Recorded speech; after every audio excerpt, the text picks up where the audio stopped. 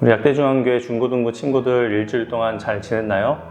오늘은 부활절에 이어서 두 번째 우리 영상 말씀을 함께 보도록 하겠습니다. 오늘 보실 말씀은 갈라디아서 5장 16절에서 17절 말씀이에요. 자, 목사님과 함께 읽도록 하겠습니다. 내가 이르노니 너희는 성령을 따라 행하라. 그리하면 육체의 욕심을 이루지 아니하리라. 육체의 소욕은 성령을 거스르고 성령은 육체를 거스르나니 이 둘이 서로 대적하므로 너희가 원하는 것을 하지 못하게 하려 함이니라. 아멘. 네, 우리 친구들 혹시 기름과 물 같다라는 말 잘 알죠? 물과 기름이 섞이지 않는다는 이야기예요. 물 분자, 즉 H2O는 한 개의 산소 원자에 두 개의 수소 원자로 이루어져 있습니다. 이 물 분자는 양전하와 음전하를 함께 갖고 있어서 극성의 성질을 갖고 있는 거죠. 그런데 기름은 무극성이에요. 두 물질의 성질이 다르니까 자연 상태에서는 두 물질이 결코 혼합될 수 없다는 것이죠. 우리 친구들 설거지 많이 해봤나요? 설거지를 해보면 잘 알 수 있어요. 기름때가 많이 묻은 그릇을 물로만 잘 씻을 수가 있나요? 네, 절대 그렇지 않죠. 기름은 물로만 씻어서는 절대 씻기지가 않습니다. 왜냐하면 성질이 다르기 때문에 설거지를 아무리 물로 해도 그것이 잘 씻기지 않는다는 것이죠. 이와 같이 기름과 물 같다는 말은 결코 혼합될 수 없다는 두 물질의 상태, 관계를 설명하는 하나의 표현이에요. 오늘 본문에 기름과 물과 같은 대조 관계가 나오고 있어요. 바로 성령과 육체이죠. 성령을 따라 행하면 육체의 욕심을 이루지 않을 수가 있대요. 그리고 성령과 육체는 서로 거스른다고 이야기를 하고 있습니다. 우리 친구들이 잘 표현하는 거 있죠? 우와, 소울 있어. 어우, 소울 있어. 우리 소울메이트야. 뭐 그런 거 하잖아요? 네. 너 영혼 없이 대답한다? 뭐 이런 이야기 많이 해요. 무슨 이야기죠? 소울이라는 건 영혼을 이야기하죠. 우리가 정성을 가지고 우리의 영혼으로부터 그 사람을 칭찬해 주는가? 네, 그 노래에 우리의 영혼을 담아서 노래하는가? 뭐 이런 이야기들을 해요. 쉽게 이야기하자면 뭐 소울과는 조금 차이가 있긴 하지만 뭐 쉽게 더 이야기하자면 정신을 우리가 이야기할 수도 있겠죠. 우리 속담에 그런 말 있죠. 호랑이 굴에 들어가도 정신만 차리면 살 수 있다. 그런 말이 있습니다. 무슨 이야기예요? 우리 육체는 연약하지만 그 육체를 통제하면 충분히 살 수 있다는 것을 나타낸 그런 속담이에요. 정신이 육체를 지배한다는 말을 많이 들어봤을 거예요. 우리의 육체는 한계가 있지만 그 한계를 정신으로 극복할 수가 있다는 거죠. 저번 주에 소개한 책이 있죠. 확신은 어떻게 삶을 움직이는가? 우리가 절망 가운데도 확신을 갖고 정신을 똑바로 차리면 우리는 살아갈 수 있다는 이야기를 그 책에서 하고 있습니다. 그 책뿐만이 아니에요. 죽음의 수용소라는 책을 쓴 빅터 프랭클이라는 한 의사 선생님도 유대인 학살이 자행되던 그 시대에 아우슈비츠 포로 수용소에 갇혔을 때 자기는 살아남을 수가 있었다는 거예요. 그 비결을 무엇이라 이야기하냐면 바로 정신에 두고 있습니다. 우리의 육체가 아무리 건강하고 튼튼하다 해도 우리의 정신이 살 수 있다는 희망을 갖지 않는다면 우리는 살아갈 수가 없다는 거죠. 그런데 이 정신과 육체는 꼭 물과 기름처럼 서로 대조된다고 이야기합니다. 정신은 똑바로 살고 싶고 우리의 영혼은 잘 되고 싶고 그리고 착한 일을 하고 싶고 친구들과도 잘 지내고 부모님께도 순종하며 좋은 삶을 살아가고 싶은데 이 육체는 그 정신을 거스른다는 거죠. 친구들 책상 앞에서 열심히 공부하고 싶잖아요. 그렇죠? 시험 시간이 되면 어떻죠? 책상에 앉아서 열심히 공부하려고 책상에 앉습니다. 그런데 잘 공부가 되던가요? 물론 잘하는 친구도 있겠지만 대부분은 책상에 앉으면 괜히 책상 정리도 하고 싶고 괜히 뭐 안 했던 일이 생각나기도 하고 책상 정리하다 보면 막 1시간, 2시간이 후딱 가버리는 경우들이 있어요. 목사님도 그랬거든요. 목사님도 공부 이번엔 꼭 정신 차리고 열심히 해야지 하고 책상 앞에 딱 앉으면 목사님도 모르게 갑자기 책상 정리하게 되고 막 안 했던 일들이 생각나서 1시간, 2시간을 그냥 보내버린 경우도 많이 있어요. 그러다 보면 새벽이 되어버린 거예요. 가족들과도 좋은 말, 좋은 행동으로 그렇게 지내고 싶은데, 잘 지내고 싶은데 나도 모르게 엄마에게, 아빠에게 퉁명스러운 대답을 할 때도 참 많이 있습니다. 교회 온다고 오는데, 우리가 말씀 듣는다고 그 자리에 앉아 있는데, 우리의 육체는 그 자리에 앉아 있지만 정신은 어디에 있죠? 정신은 가출하는 경우가 참 많이 있어요. 어디로요? 네, 친구들과 놀러 가는 일들, 아니면 뭐 생파 가야 되는 일들, 학원 가야 되는 일들, 뭐 PC방 가야 될 일들, 뭐 이런 것들 때문에 우리의 육체는 예배당에 앉아 있지만 정신이 가출할 때가 참 많이 있다는 거예요.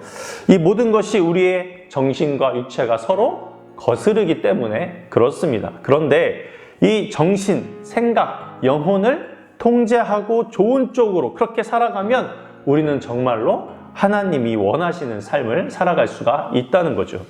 그런데 여기에서 그렇게 성령을 따르는 삶을 살아간다면 성령의 열매를 맺을 수 있다, 이렇게 이야기를 하는데, 성령의 열매를 무엇이라고 이야기하죠?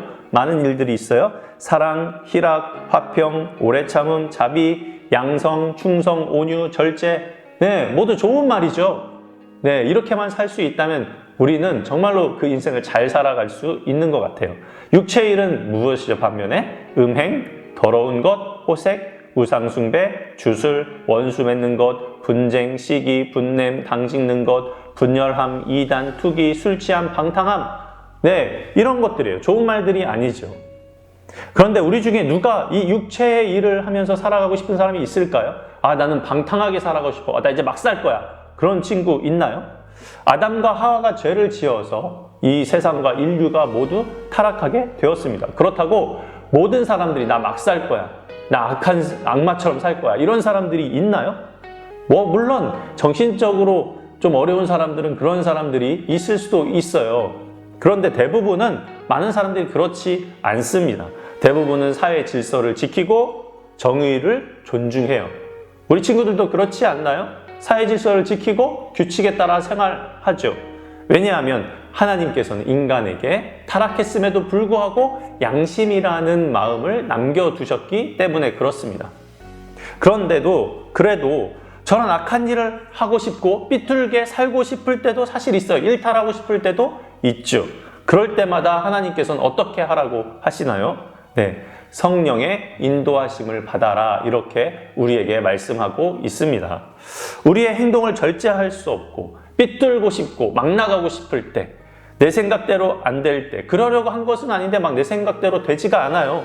나도 모르게 욕이 나가고 주먹이 먼저 나가고 시기하고 질투하고 미워할 수 있습니다. 그런데 그때 어떻게 하라고요? 나의 힘으로 되지 않으니, 우리의 인간의 본성은 악하니까 어떻게 하라고요? 성령의 인도하심을 받으라고 우리에게 말씀하고 계시는 것이죠. 그럼 저 성령의 인도하심 받고 싶어요. 그런데 어떻게 받나요? 성령의 인도하심은? 24절 말씀에 이렇게 이야기합니다. 그리스도 예수의 사람들은 육체와 함께 그 정과 탐심을 십자가에 못 박았느니라, 이렇게 말씀하시죠. 네, 예수님을 믿는 사람들은 우리의 정욕과 탐심을 모두 어디에 못 박았다고요? 십자가에 못 박았대요. 그래서 예수 믿는 사람은 성령의 인도하심을 받을 수 있는 사람들이라는 것이죠. 우리 친구들이 예수님을 구주로 영접하고 나의 인생을 전적으로 주님께 맡기기로 결심했을 때, 우리의 모든 악한 것들은 예수님께서 십자가에 못 박혀버리시고, 못 박혔을 뿐만 아니라 성령의 인도하심을 받도록 예수님께서 우리 친구들을 도와주신다는 거예요. 정말로 예수님을 믿는 친구들이, 아, 예수님이 나의 구세주야, 예수님 때문에 내가 구원받았어 라고 하는 친구들이, 아, 나 이제 막 살아야지, 그렇게 하는 친구들이 있나요? 아니요. 정말 예수님을 전적으로 믿고 예수님을 영접한 사람은 그렇게 살아갈 수 없어요. 예수님을 믿는 사람은 자연스럽게 성령의 인도하심을 받을 수밖에 없다는 거죠. 친구들 안 믿겨지나요? 아니요. 우리 친구들은 이미 그 마음에 주님을 따르고 하나님께서 주신 양심에 따르고 하나님의 자녀로 살기를 원합니다. 그런데 내 욕심과 내 자아와 내 안에 있는 악한 것들이, 그리고 세상의 유혹과 재미가 나를 육체의 길로 끌고 가려고 한다는 것이죠. 그럴 때마다 우리는 갈등을 합니다. 나의 힘으로 이겨보려고 하고 어떻게 해야지 고민도 하고. 그런데 예수님께서는 뭐라고 말씀하신다고요? 나의 힘으로 그것을 이기는 것이 아니라 친구들을 위해 십자가에 못 박혀 죽으시고 부활하신 예수님께서 나를 해달라고 간구한다면 주님께서 우리 친구들을 성령의 인도하심으로 이끌어 주신다는 거예요. 나의 육체적인 욕심보다 성령을 따르는 삶이 그런데 결코 쉽지는 않습니다. 하지만 예수님은 우리에게 성령을 따라 살아가는 그 길을 마련해 놓으셨어요. 그리고 그 길을 따라가겠다고 우리가 결심한다면, 예수님을 믿는다면 주님께서는 우리 친구들의 손을 붙잡고 인도해 주신다는 것이죠. 그럼 우리가 해야 될 것이 무엇일까요?